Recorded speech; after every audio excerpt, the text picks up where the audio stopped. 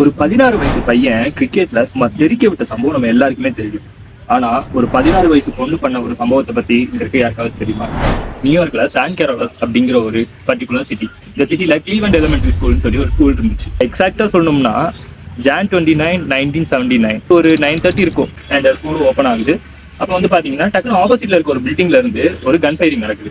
இந்த கன் ஃபயரிங் நடக்கும்போது டக்குனு போலீஸ்காரங்களுக்கு எல்லாருமே இன்ஃபார்ம் பண்ணி போலீஸும் வந்துட்டாங்க. போலீஸ் வந்துட்டு அந்த பில்டிங்கும் சரௌண்ட் பண்ணிட்டாங்க. 8 ஸ்டூடெண்ட்ஸும் பின்ன வந்துட்டு 2 போலீஸ் ஆஃபீஸருக்கு வந்துட்டு காயம் ஏற்பட்டிருக்கு.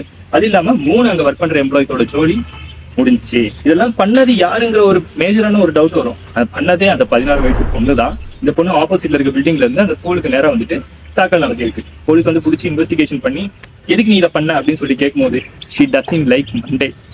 நான் அப்படியே ஷாக் ஆயிட்டேன். அந்த பொண்ணுக்கு வந்துட்டு மண்டே பிடிக்காதான், அதனால அந்த பொண்ணு வந்துட்டு மண்டே அன்னைக்கு அந்த ஷூட்டிங் நடத்திருக்குன்னு சொல்லிட்டு ஒரு ஸ்டேட்மெண்ட் வந்து கொடுத்துருக்கு.